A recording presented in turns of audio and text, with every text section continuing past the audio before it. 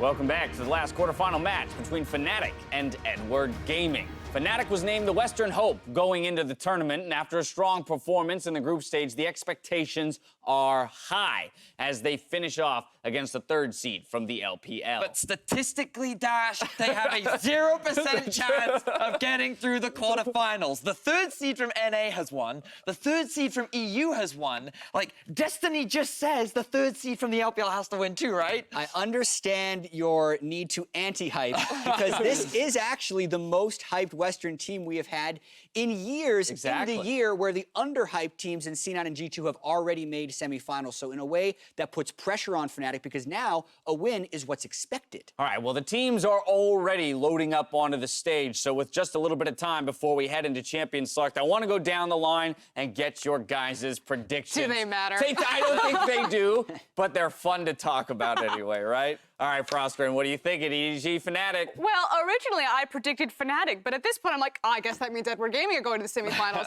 And I did it basically off the backs of Broxah. Now, we talked about how these carries will match up. It's Caps, Rekkles on one side. It's Scout, iBoy on the other. Hopefully that's just matchup dependent and then who comes up more clutch. But Broxah is the best jungler in the tournament, and especially the best jungler left standing. And I think that's what gives them the edge. The mid-jungle duo in this tournament is way too strong. And I think Fnatic's is stronger than Edward Gaming's. The faith in EU here, Vedius? I cannot give up on Europe. There's no way. But also, I do think this tournament is very much about mid-jungle duo combined with your ability to skirmish and playmake. And I feel like Fnatic is stacked to the brim with that.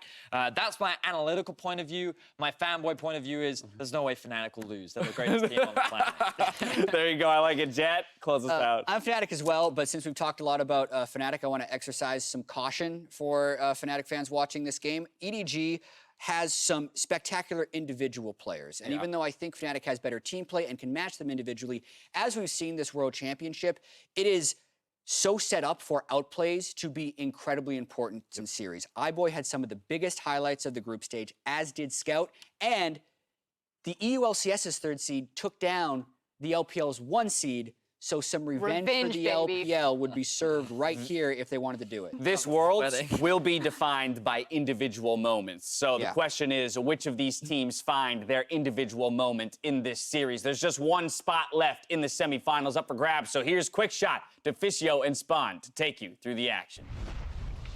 Oh, the tension could not be any higher. The favorites falling. That is what these quarterfinals has been about. I'm Trevor Quickshot Henry, joined by Martin Officialunga and Jake Spawn Taberi. Gentlemen, we're just about to meet Fnatic and EDG for game 1. Bwipo will be starting. Deficio, what do you make of Bwipo over Soaz in game 1 in this BO5? It's something Fnatic has done before in best of 5s. They start with him. He's the more aggressive player. They want to see if they can win with him, if he can actually get an advantage 1v1 against Ray in the top lane. If it doesn't work out, if they lose, they tend to then sub him out and put Soaz back in. And in saying that, I think that Bwipo did play very well in the IG series, and not in an aggressive fashion. He was actually willing to let the Xayah come to him, was willing to play weak side of the map. So I think that this is a guy that is showing his experience and the maturity that he has made across this year for Fnatic. And we'll need to see whether or not it is Bwipo or Soaz that will be leaned on as the series plays out. As we've mentioned many, many times already, every first seed from groups has fallen. The last first seed remaining is Fnatic, and even more crucial, the third seeds that have made it through from regions came through play-ins and have made it to G2, C9 are in the top 4 worlds. But it's very important to highlight that only one of the first seeds were from Europe. That's Fnatic. So they don't necessarily have to be in the same group as the rest of the first seeds. I agree. As we've seen, Europe definitely a superior region. We'll find out if they can beat LPL right now. But listen, let's talk about EDG, because we're about to take a look at Haro, who is starting over Kled. I like Haro's early game. I like the impact it brings to Edward Gaming. Spawn, what do you make on the early game impact that he's going to have for EDG against Fnatic? Yeah, I think it's going to be crucial because we've spoken a lot about Fnatic and the death hit on Broxah. Well, Haro going into that 1v1 is going to be one of the crucial members. I think that Scout performs in the mid lane when he is isolated 1v1, and I think that if Haro is able to just track Broxah around the map and get a little bit more vision control than what IG were able to get against him, then there is a chance that they isolate that mid lane matchup and Scout can go to work. That would be good for EDG. We've seen a lot of focus on Broxah, Caps together, and Hylissang, of course, the three-man duo around that mid lane, and that's been a key thing for Fnatic ever since MSI, and something they will be trying to do to make sure Scout is never alone. Because the thing that I was impressed by Fnatic is that they continue to bring players to the play until it works, and they're willing to, you know, forfeit other parts of the map. Rekkles, however, played very strong in that series. In saying that, EDG is similar. They like to bring Meiko into the mid lane. They like to get Haro involved, and they will fight much earlier than other teams. So, big game here. Very big game. I really want to see what happens bot lane. You mentioned the support leaving from EDG. I mentioned the support leaving from Fnatic. But the AD carry matchup, iBoy is the hyper-aggressive AD carry who rather flash forward to kill you than flash away to stay alive. And that's what I want to see against Rekkles, who's a guy who actually showed up big time against RNG. He's learning to flash forward. He's learning the forward one, but it's not always been his style. What I will say as well is if iBoy's flashing forward and Hylissang decides to repeat his IG Game 1 performance where he stayed too far forward, where Hylissang maybe fed a little more than I like to see, there is room for punishment. And of course, Meiko with EDG, this is his team. This is a rematch of the World's Quarterfinal from 2015, where Fnatic and EDG, very different looks, different players back in the day.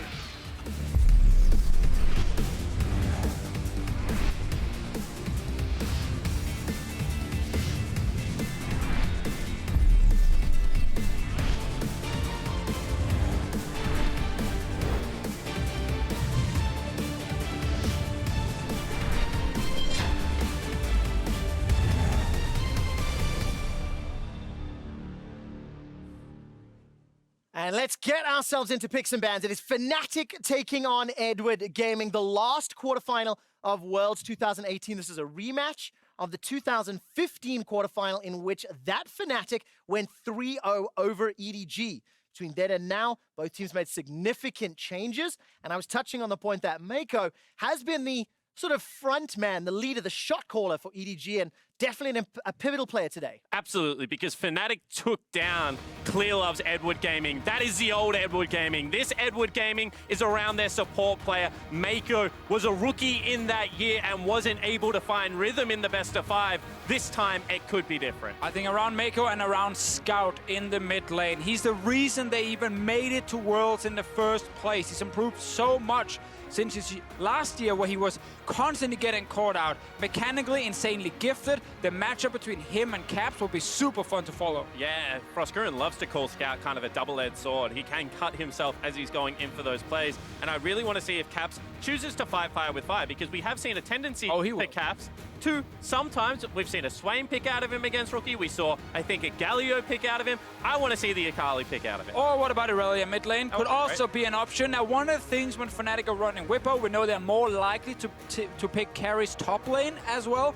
Source has mainly just been the tank player on the team, so there is a bit of flexing here from Fnatic. And on the flip side, while Ray in North America was known for a lot of his carry style top lane, EDG found a lot more success with Ray actually on the tanks. And let's talk about what's happening with the bans here, because they came in very, very quick. Kai'Sa, Xayah bans. Now early pick Xayah. EDG are trying to take away picks from Rekkles and make sure he's not on something where he can be a big carry. But for him, there's always the Tristana. And that's what I was going to say. I was super impressed by how negatively he played Tristana in that lane, because Hylissang was leaving fairly often. He also played Ezreal in that best of, and I think that this is actually more to Fnatic's preference to be able to unlock the support position. Yeah, now you also get that situation where you pick your carry top, you have Ezreal bot lane, so you don't need to help the Ezreal. You can just play to Bwipo's lane, and Fnatic are saying we're gonna go top side. In this game, it's most likely a Swain top, but to be fair, at this point, it can be anything because both players can pick these champions. Well, let's see what happens when we hit to phase 2, gentlemen. Scout has thrown down the gauntlet as we've expected. It is the LeBlanc into most likely the Irelia, and as we go towards phase 2, the bans will start to show us a little bit more light on which direction Ray's going to go. Yeah, and I think they're going to start, actually they don't, I was going to say they'll start hitting aggressive junglers right now, because if you're Scout, you're happy you've got LeBlanc, one of the best skill matchup champions in the game. If you take out Elise and Zhao, all of a sudden what does Broxah go towards to try and influence that mid lane? Well, there's still some aggressive picks like Camille left available in this draft here. A good pick against LeBlanc specifically to lock her down. But I really like what EDG did here for game one, because I think the Rakan pick is so huge in this meta when it comes to forcing plays early to mid game. You're catching squishy people out before a fight even starts. And we know they want to play around mid and bot lane, so having gank set up with your support is key. Now, what direction will Hylissang go? The two champions he's played here in the World's group stage, 4 games of Braum, 3 games of Rakan. With Braum banned away, Rakan locked in, and now the Lee Sin targeted towards Broxah as well as Nocturne. There's a couple of questions that need answering. Alistar is left open in this draft, was not taken early by Fnatic. It is right there for him to grab with the Ezreal if he wants it. Otherwise, Tahm Kench can be a thing for him. Leona is the traditional pick against the Rakan. That is a skill matchup that typically also tells you you actually want to play to that lane. And I don't think Fnatic necessarily wants to do that with the Ezreal. And I was expecting a more early game centric jungler to come out. Zhao to team up with something like that. I want to Rakan see in the Zhao bottom here. lane. Yeah, give me that Zhao. And you get it. That's exactly what is locked in. So this will just leave the last pick for Ray up in that top lane. Most likely a tank. We'll see what he decides to go with. And in the situations like these, Broxah can actually decide to play something either like the Olaf, I was going to say Talia obviously banned away, but just try and get the farm advantage. Whilst we've seen so much early game skirmishing going in favor at World so far, if he is able to build a CS lead and start beating the Zhao to objectives, they can force EDG into bad fights. Well, right now we get one of the most contested support picks all tournament long, typically banned in first phase, just got left open through the second ban phase and picked by Hylissang. EDG might have said, we are not sure if he wants to play it, so we will leave it open despite having already picked our support. Hylissang shows he will take it, and there is Elise. We were talking about this backstage. There is a chance we can get this jungle pick from Broxah. He used to play Lee Sin and Elise only. That's how he got to Challenger before he even made it onto the pro scene. And it is so crucial because we keep hyping up the fact that if he is able to influence the lanes, then this is a game where Fnatic will be able to steamroll early. They know that Kled like to go toe-to-toe. Yes! Okay, so we get the first Elise of Worlds. We get Kled in the top lane as well. Spawn, what do you make of this draft? I just see brawling on both sides. Absolutely, and Kled was the answer in the top lane to so many majors in the LPL. It was actually a huge pick throughout the year. I wonder if we're going to see Fnatic swap the 2 solo laners right here. Give the Swain in the mid lane and then try and just camp the top side early with Irelia. I have to see what they decide to do. In the end, I think it's good matchups on the side of EDG, especially with LeBlanc in the mid lane. Because the big thing about Kled is all of a sudden you can get multiple members involved in the action if you build yourself a small lead. If you're able to ult aggressively forward in the lane ganks on things like Zhao, so much more impactful than you would otherwise think. They go with the safe one, leave the Swain top here.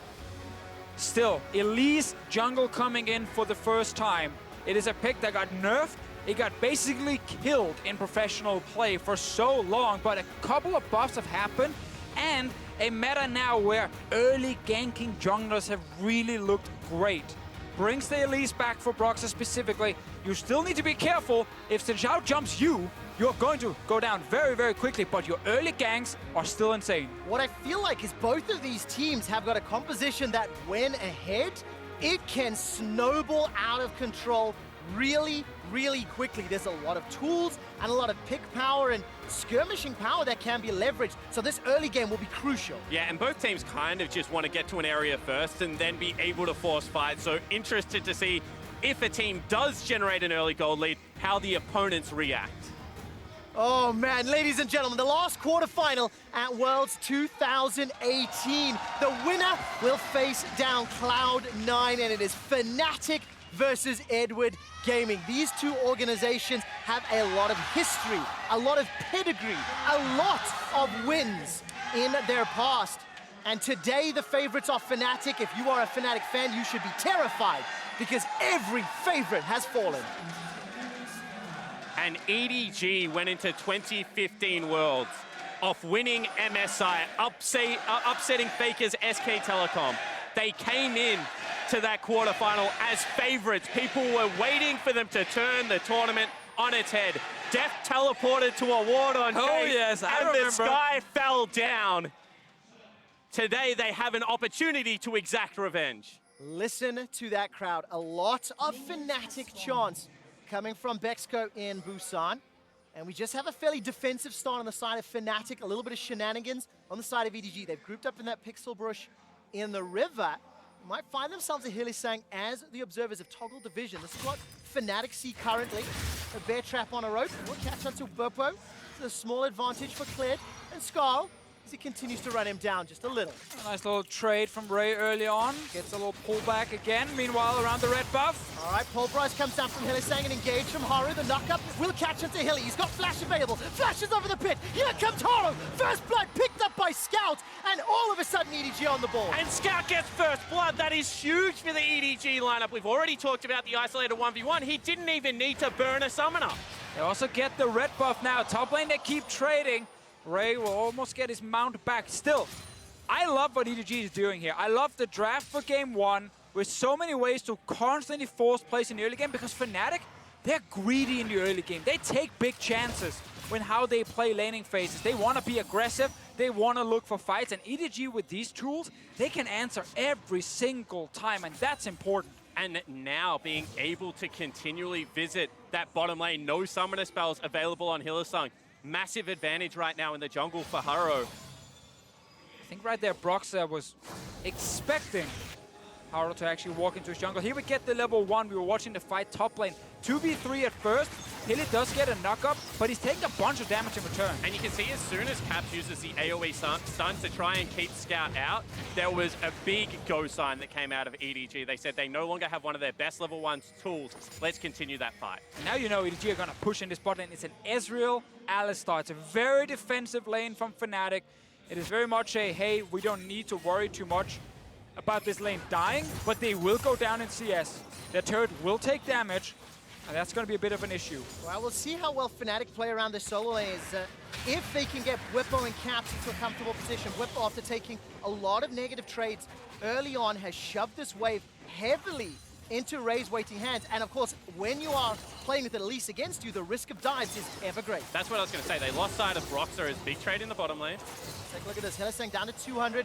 Just as Meiko and iBoy are pushing this wave on a turret, they're just trying to reduce CS for Rekkles. And look what they're doing. They're invading again. They're tracking Broxah. Elise is all about the early game. All right, good flash from Broxah. Gets away with his life. Meiko doesn't commit anything more. Edward Gaming have come out swinging and have put Fnatic on the defensive. Exactly, and they're stopping Broxah from getting off any early ganks.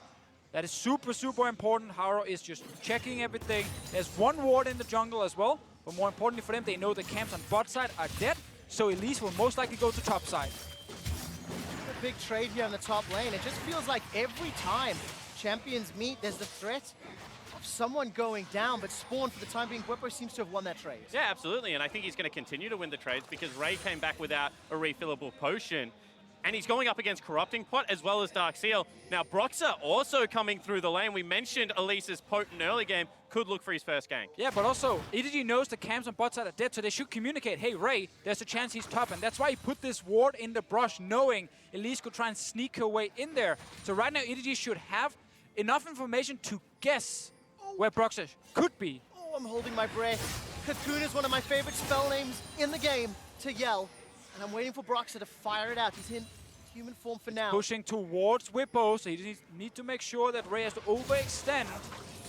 There we go, now only 3 casters left. There is a lot of minions that need to get cleared out here if the fight were to break out as tension continues to build top. Hylissang will find himself a small stunner to Meiko. Tower helping out Rekkles as the Mystic shots are continuing to be fired. Oh. While that's going on, Rekkles is turned around. He's forced to run for his life. He's sitting on flash teleport, not heal, so he cannot extend the trade. Yeah, and they just force him out of lane. Now going to have to teleport back. I like the fact in the top lane that Bwipo actually threw out his E. They were trying to bait Ray in, saying we don't have CC left available. There's no spider up here in this brush. You can see already teleport being used bottom lane. Here we go, another invade. The game plan is clear. Scout is not in the mid lane yet, so it's a bit risky from Haro if he does find Broxah. And He's fighting him. Exactly what you're talking about, Deficio. If Haro jumps onto Broxah, there could be trouble, but a point-blank cocoon helps out Broxah. Haro decides to turn around. Here comes Caps, the flawless duet, waiting for the stun. Will miss! Haro gets away for now. Finds himself the blast code, jumps into Bwipo's hands. Bwipo slays Haro. There all of a sudden, Squirrel is running for his life, but another great cocoon. Broxah keeps himself alive for a few seconds longer, jumps back into Spider Form, and is taken down by Scouts.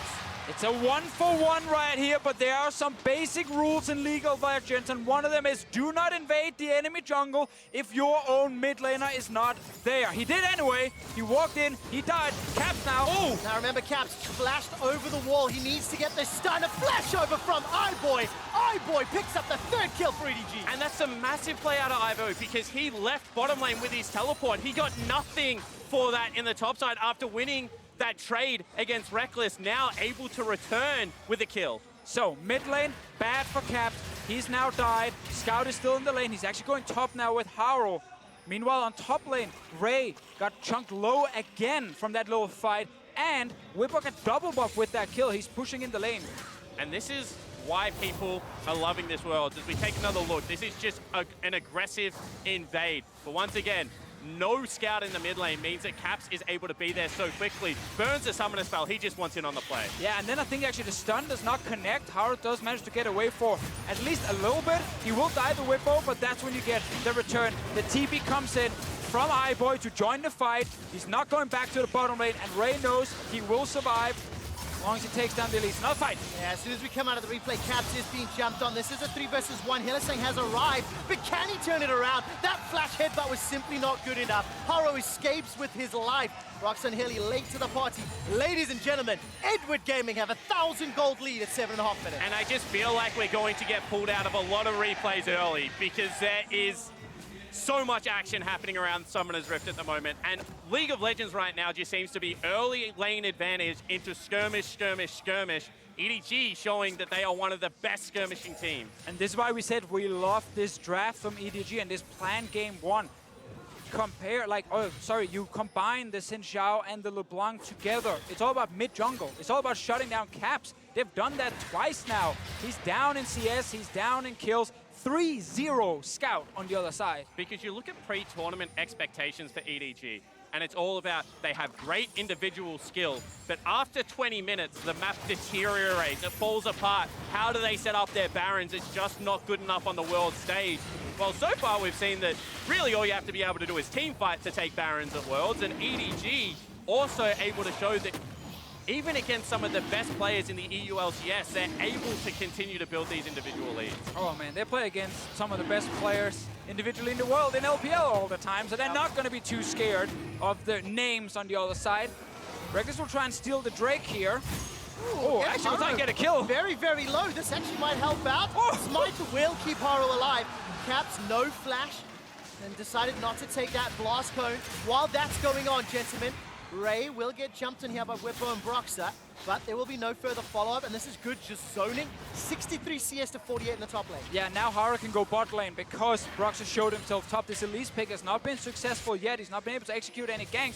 Meanwhile, bot lane, as we just highlighted, Haro can move down. They can secure this turret. Scout is here too. Fnatic are going to fall very far behind. And crucially, Hylissang has spent majority of this game without a summoner spell. So they can't even go for a risky defend. They have teleport available on their top laner. Maybe if Alistar had some playmaking ability, they would be able to sit there, but they don't. So in the end, EDG win the race for the first turret, and Ray even gets to defend top side. Yeah, and now remember, with the Rakan on the side of EDG, they always have the option to force a fight. With the goal lead, there's no point in slowing down. If you're EDG, look for that pick. And the popularity of Xayah was due to how good for a crit 80 carry she is at this stage of the game. With the W, with Rakan, such a boost to the attack speed steroid, she doesn't go through the same trough as someone like a Jinx, someone like a Tristana goes through, and still scales into late game relevance. So what about a full mana Ezreal? Not what I would ideally have in a mid game. So what you're trying to say is there's a power trough right now for Rekkles' Ezreal. You gotta wait for the tier. He's lost the tower, waiting for tier to be fully stacked, down 10 CS. But look at the CS discrepancies between top and mid. Obviously, Bwipo is very far ahead, while Caps is still trying to find his way back into the game. Why does he have a third tier, Martin? He wants an Iceborne Gauntlet. Okay. Eventually, he will get there. Takes a bit of time. Let's see whether or not Fnatic will get that time. You know, if Edward Gaming can accelerate, they've got a 2,000 gold lead already. They've got skirmishes, and they've got a lot of opportunity to maintain control in this game, because I really like the proactive play I've seen from Edward Gaming to open up this quarterfinal. They also just have the tools, you know, things like the Kled ultimate, the flash engage off Rakan is so much greater than what you currently have with Hylissang. No summoner spell available, and the Elise without even first jungle item, let alone something like Boots 2 to be able to run into these fights. Yeah, Elise is not a team fighter. She never really exceeded in team fights, and will definitely not be the case here either. If you can find picks, however, she is going to be great. You get a little root onto Meiko, a tiny bit of damage. Now Fnatic needs to be careful, because this is where the engage is insane. All right, Meiko tries to turn this one around as iBoy throws out the feathers and recalls them. Bwipo is just blown up by Scout, who is on a rampage. Now Captor's in trouble. He's being run down by Haro as the Vanguard's edge does absolutely nothing. We tried to warn them. Scout is not done. Well, he jumps back for now. We'll get the Rift Health. We just said it. Fnatic, there's too much engage on the EDG side for you to just step into that river. They're going to jump you. And their setup just was not good enough. They were all coming over the wall. They had to funnel through choke points, and they underestimated how aggressive members on EDG would be. I saw this exact game yesterday in IG versus KT, game 1. IG also had the Rakan pick on their side. They walked to a Rift Health with an advantage. KT moved in to try and stop them, just like Fnatic did here. And instantly, Rakan pulls the trigger. Bunch of kills over for EDG. They have a massive lead in this game. And the only player on Fnatic's side with a lead is the Swain. And it's just this choke point. And you see Rookie over the wall in one moment is going to just burn everything to get him. Flash, double distort onto Bwipo, who is so much of the team fight carry potential right now. You can see after that, it's just full-blown retreat. And to just highlight the aggression, Scout still wants more. He gets the additional summoner spell, just eking out every advantage. Such a fantastic start for Edward Gaming. And like we said just before picks and bans, Meiko and Haro, these are the two that team up, that are the initiation tools, the forward-stepping players for Edward Gaming, and they are working exceptionally well together. It's just the perfect start to the game here. All the way back from draft into how they've actually executed, especially around Scout's LeBlanc. He picked up that first blood on the invade. He's been able to get multiple kills around mid against Caps, who's 0-3 now, trying to get a wit's end on Irelia, but he is so far down in this game. Broxah and the rest of Fnatic trying to see if they can create a pick here. I'll keep my eyes on it. Itemization-wise, is starting to come in. Storm Razors and Ludens for iBoy and Scout. That Iceborne Gauntlet has been completed for Rekkles and Caps. He's still working towards that wit's end. It'll be a little while before he's got power. If there is some solace for Fnatic fans, think back to the group stage where Fnatic, and specifically Caps, fell behind early several games. But in the mid-game, they were able to find the opportunities back into the match, and that's what we need to see if Fnatic can do. At the same time, if you're EDG, you have an assassin that is 4-0-1 with 7 stacks on a Dark Seal versus a 0 MR team, apart from the Irelia, who does not have flash and cannot side lane against you at the moment. So backs against the wall on the map right now. Yeah, and I also gotta say, I don't feel like Fnatic have that many tools to get back in the game.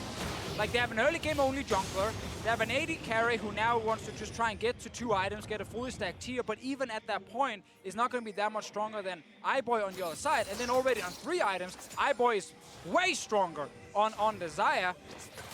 To me, EDG have all the tools to just continue snowballing, and it's really only up to them and their potential mistakes if Fnatic are going to get back in the game. And historically, this is a team that has made mid-game look difficult if they're not playing with a lead. However, mid-game with a lead is very easy. You push 3 lanes, you collapse on objective. So EDG right now potentially looking for Rekkles. I mean, we're either waiting for Scout to pop over the wall and one-shot someone, or for Meiko to flash engage and kill someone. All right, flash over the wall, or rather distort over the wall. Scout continues to look for Rekkles. The chains will find him. Meiko will set it up, and iBoy will bring it home.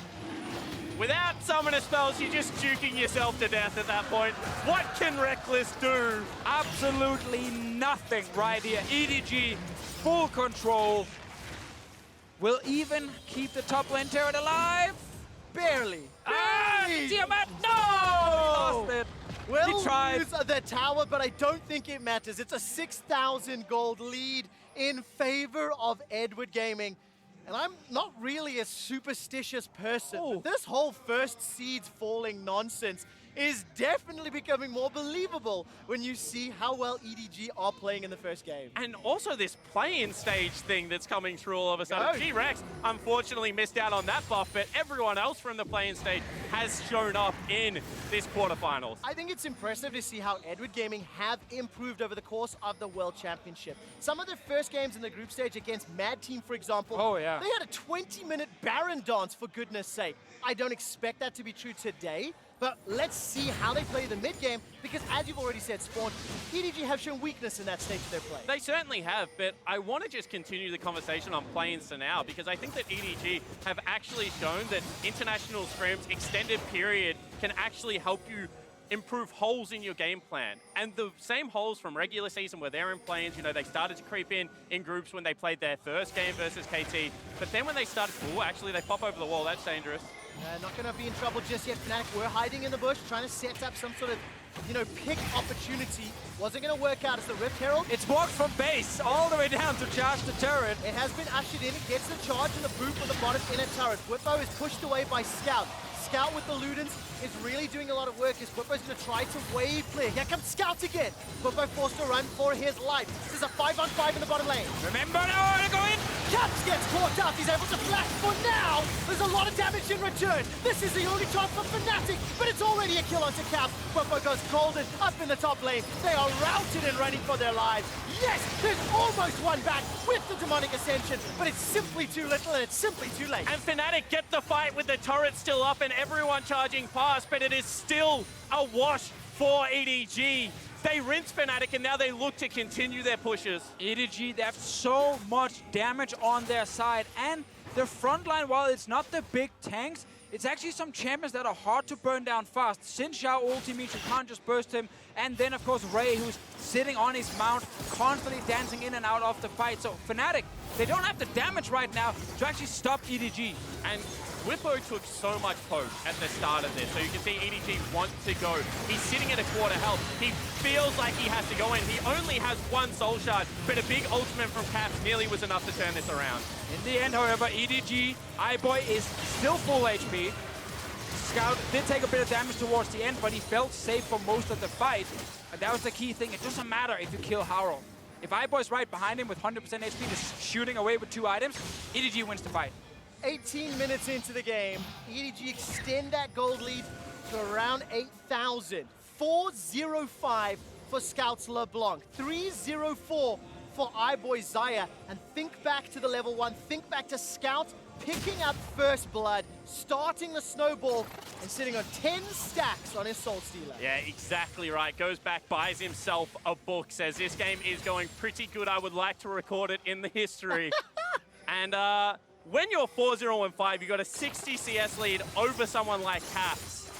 You do have the confidence to be able to go for builds like this. Yeah, exactly, because Fnatic, they gambled a bit with the Elise right here, and they took Irelia with Elise together. Could be a great combo if you do manage to succeed with the ganks, but Haro and EDG had that plan of invading early game, tracking Broxah down and make sure he couldn't go to lanes.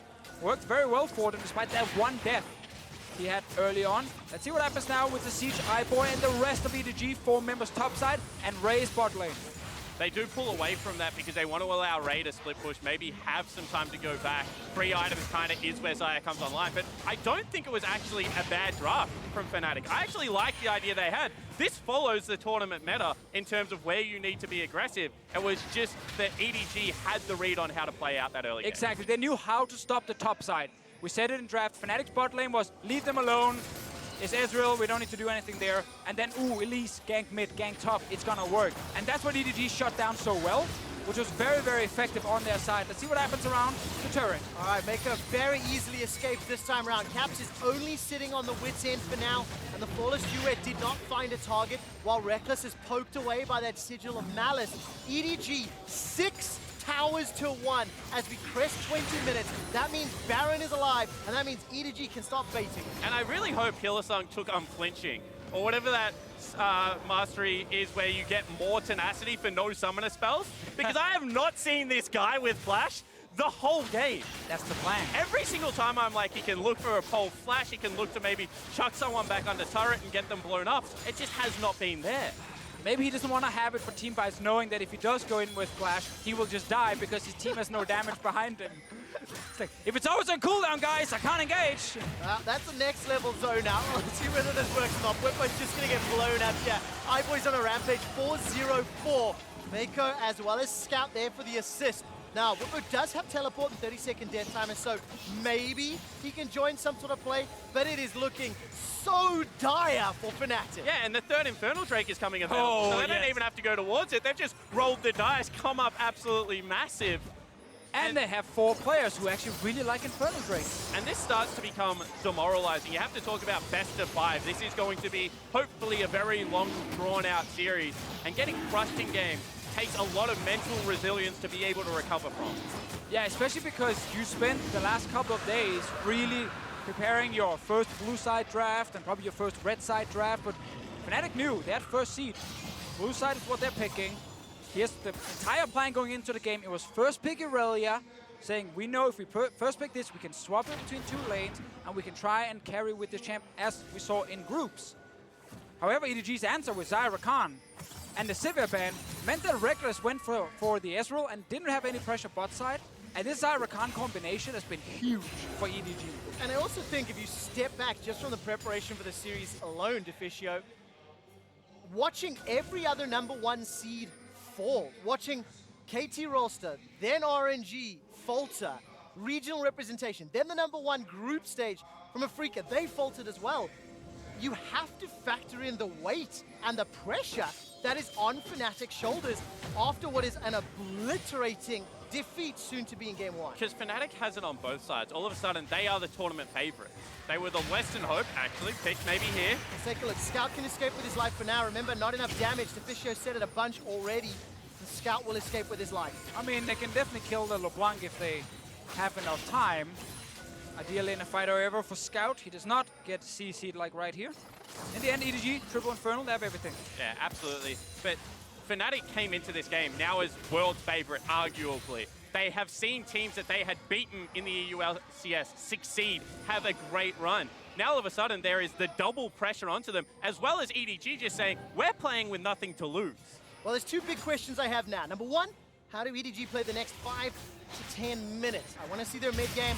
I want to see some growth in their Baron decision-making. For now, Ray is jumping onto Bwipo, and the fight will end for the moment. I think at this point, you don't even need the big Baron dance. You can actually just look for an engage with Meiko's flash. Because you have so many ways to follow up then if Ray's with the team or just Haro flashing in as well. Scout can go over walls. Like, it's good you have Baron vision, but the moment you see someone from Fnatic nearby, just jump them. Get that kill. Maybe you get 2. Then you can take a Baron and finish the game. At the same time, I think that they also can just wait. Infinity Edge plus Death Cap are going to be the next 2 items for their carries with triple Infernal Drake. Why would you risk a play at 23 minutes when it becomes so much easier to execute, you know, at the 26, 27-minute mark? Yeah, let's see what decision they go for. Double need to see Large Rod sitting with Scout. DF sword for iBoy. A couple minutes before they complete that, as you've mentioned. And of course for Fnatic, big questions. How do they bounce back? What's their mental fortitude and resilience? For anybody that watched the summer final, Fnatic got smashed by Schalke in game 1. Sub Soaz back in, and then they proceeded to dominate the final. So this Here we is go. unknown, and this is exactly the engage that Fisher was talking about. Caps is already out of the fight. Yes, he gets to throw down the ultimate, but I don't think there's enough damage follow-up. A flash engage from Hilly. He sets it up. Only Meiko is down. Now Ray is sitting in the back end. He's looking for Rekkles. Will find him with violent tendencies. Drops down into the pocket pistol, and Squirrel is charging up. Scout now starts to push away Broxah as he's blown up, and Scout is unstoppable. 5-0-8. Bwipo's the last to fall. Fnatic are ace. And once again, EDG, they know, get the fight. You are so much stronger right now. You're going to win it. Fnatic tried their best to fight back, but it's just not enough. That's always the greatest thing when you're this far ahead. It feels like every call you make is the correct one because you can always kill the enemy team. And that time we saw there was a counterpunch, but the gold lead, the Infernal Drakes, everything that stacked up was just too much to overcome. It actually looked okay for Fnatic, but EDG just able to push through. And now to make it even better, they can go back and get your items spawned. There might be a death cap coming. I think an IH. There's 24 stacks of Scout, Soul Stealer as well. All right, let's see his AP right now on the LeBlanc, as I'm just checking over here. He's on 759 AP. Well, let's find out how we got that here in your Ace of Predator replay. And I think that this is good because they do stop the initiation coming in. It is a tanky Alistar that is taking the brunt of this damage. He flashes forward, he gets the good re-engage, but gold in this game buys you items, it buys you stats, and unfortunately they just don't have enough of them. Ray gets into the back line, takes down Rekkles in no time, and while Bwipo on the Swain here, he is strong. He's the one member who's actually able to do something in the game. Oh, to find Ray. Okay, this is a 3-on-1. Ray will most likely go down. It's a shutdown gold. Big bonus gold to Rekkles, but it's too little and maybe too late. It's a 13,000 gold deficit, and the rest of EDG, they're trying to collapse. I'm watching Haro. Can he find Look for your Scout's damage. Charge. Scout can just insta-give people nearly 800 Here we go. ability power. Scout is godlike, 25 stacks, and that is disgusting damage. And just the wizard of the LPL. Now you see him, now you don't. Unfortunately, erases him, and he's still looking for more. EDG looking so confident in game one. The inhibitor's going to fall just before 27 minutes with Ezreal, played by Rekkles, not in the fight. EDG are not done yet. They're looking for the Nexus. Scout, he's going to zone away Broxah. He dashes forward to the W, gets the sigil down. Now Hylissang tries for an engage, but there's simply not enough follow-up. iBoy gets the first of the Nexus defense, and now all of a sudden Ray turns his attention to Bwipo. Bwipo's got that demonic ascension, but he gets popped quicker than a hot air balloon. And there's Haro dashing forward with a charge. Bwipo goes down, the Nexus is the focus, and Edward Gaming strike first. An absolute shellacking for the LPL lineup. Really digging in there. They just enter the base and they refuse to leave. I mean, that's how you start a game one in a best of 5 when every second seed has already beaten the first seeds. It's a mental game. You're straight in Fnatic's head. Unbelievable performance. Edward Gaming have all the favors of the tournament looking towards them. Of the quarterfinalist teams that made it from play-ins, Edward Gaming's one of them. Of the second seeds that advanced, Edward Gaming's one of them. And we need to see how Fnatic respond because the pressure's on them. Yeah, and I think whilst the pressure is on Fnatic, I think they had the right ideas. They mis-executed very early, so we'll see with Soaz potentially in game number 2 whether that mental reset There will be a lot of comes out. mixed opinions about it. We'll have to explore it. Early game went in favor of EDG and exactly how they won the rest of the game. Let's send it over to the State Farm analyst desk. Thank you. Quick shot. EDG watched G2 do it. They watched Cloud9 do it. And they said, okay, my fellow third seeds, my fellow regional third seeds, we can do it too. We are Ooh, gathered baby, here they today hard smash to Fnatic. celebrate How's that the diary life coming along and over there? I'm just writing my eulogy. Don't Oh, mind it's me. just one game, Betty. Let's talk about it, though. What a great game from EDG, though. They smashed Fnatic. Like, that early game dominance was absolutely fantastic. And when you kind of think about how the LPL, what they're known for, and their ability to just find these early leads through early domination, through really strong drafting, I was really impressed with what EDG did. Yeah, and it's to understand, it feels like Edward Gaming recognized exactly what had made Fnatic really strong, and a part of that was Broxah. You know, on a heavy ganking jungler like Elise, immediately out of the gate, it's a level 1 invade from Edward Gaming. And then from there, Haro doesn't need to sit in camp lanes like an MLXG or like a Ning. He just needs to track Broxah, because Edward Gaming have this belief that iBoy and Scout, their solo laners, are just better than yours in the 1v1. He wants to isolate those lanes. Now, it did break down into some skirmishes, but the idea and the blueprint is there from EDG, and I expect to see it throughout the series. Yeah, and I think early in this game, Fnatic was playing with an absurd amount of confidence, and I think their draft also displayed an absurd amount of confidence. The first pick, Irelia, saying, we're just going to swap this into whatever lane is going to be most effective in and beat you. They see an invade coming when they're not even grouped with their mid laner. Hilly steps up with Alistar, even the Elise pick, because it was one of Broxah's old picks from solo queue. If they would have won with this draft, I think Fnatic could have been unstoppable, but I think they need to fall back a little bit onto the things that made them more successful in the group stage. And the fact that EDG were able to get their solo laners so far ahead as well, it just kind of, it mitigated the Elise pressure. It allowed Scout to go unkillable in the mid lane. iBoy down in the bot lane was able to secure the first tower extremely early on. And, you know, we talked a lot about how we felt that the mid-jungle duo was stronger for Fnatic. What we saw here was Haro removing the mid-jungle pressure and just saying, no, it's jungle v jungle, and this is my jungle today. Yeah, but true to both of these teams' identity, their willingness to fight in this game was quite evident. And while EDG had a massive gold lead, we did see at times the potential for Fnatic in team fights, that if they weren't down 13K gold at this moment, maybe they can make something happen. And don't forget about those 3 Infernal Drakes. I think the idea of having a frontline Swain with an Alistar engage against what was the EDG comp of everyone being able to go forward and kind of flank assassinate, you can see what they had in mind, but EDG had just won so much of the previous execution that these fights ended up actually being super one-sided, even if it looked like Fnatic had a good engage. I mean, the core of the composition, some of the early picks that Fnatic put together were the Swain and the Irelia, and ultimately they do have really good anti-dive in terms of team fights. It's very hard to push into them. They clean up really well, but I think the issues are when you look at the other pieces, the Elise, maybe even the Ezreal. So I'm actually really curious to see how the Sivir ban and the Ezreal pick, because if you're going to pinch one place on Fnatic, Rekkles' champion pool is one of those places. He hasn't really gone for the Xayah or the Xayah to the same degree as he will a Tristana, and Ezreal, and a Sivir, and maybe Edward Gaming have figured that out and think that it can bite them. Some curious stuff happening in Champion Select. MasterCard player of the game going to Scout this time around, though, in the mid lane. Again, we talked about the mid-jungle synergy and importance. Well, in this case, as you mentioned, Vedius, we did have the removal of that pressure, but it doesn't mean that the pieces themselves individually didn't perform well. Ooh. That was the 25 Magi's Death Cap Triple Infernal.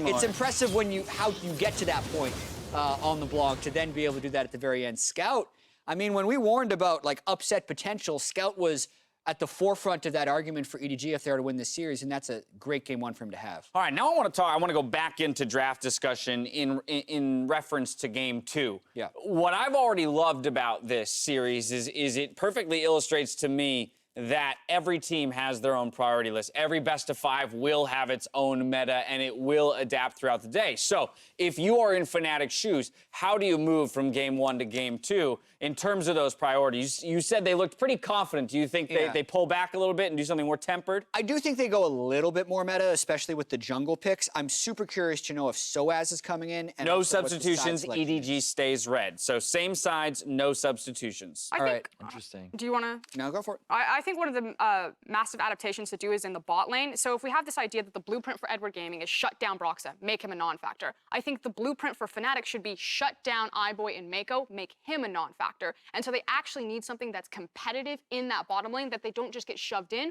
or feel that they have a stronger 3v3. So if it's duo, bot, and jungler, that they can win, because you can punish iBoy and Meiko's aggressive tendencies in lane. For me, I'm after a strong mid-jungle duo from Fnatic. I feel like that on paper, Irelia and Elise should be strong enough to be able to handle LeBlanc and Zhao, but they didn't show enough respect to the level 1 potential from EDG. So I want to see another strong mid-jungle from the side of Fnatic, and I just want them to better set themselves up to get to a point where they can leverage the power of that 2v2.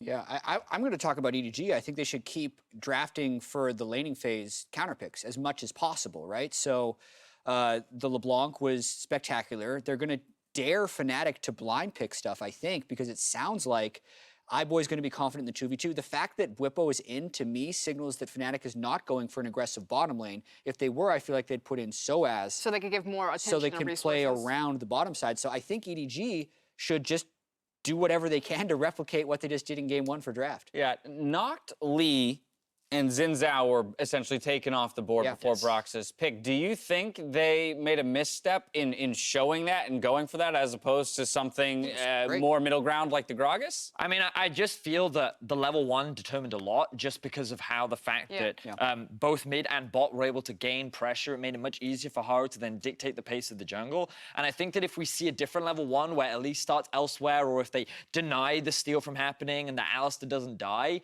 then this game could have been very different. But because of the early jungle control that Haro was able to get, is a large reason as to why EDG took this game away. It was an explosive game 1, and EDG start the series on the front foot. We'll see how Fnatic fight back when we come back for game 2. Don't touch that browser.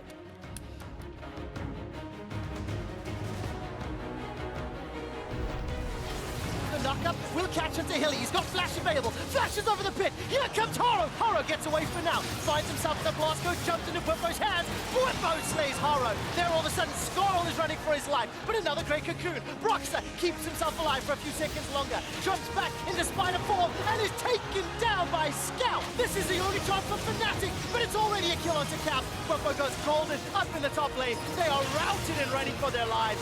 Yes, there's almost one back with the demonic ascension, but it's simply too little and it's simply too late. A flash engage from Hilly. He steps up. Only Meiko is down. Now Ray is sitting in the back end. He's looking for Rekkles. Will find him with violent tendencies. Drops down into the pocket pistol, and Squirrel is charging out. Scout can just insta-give people nearly 800 ability power.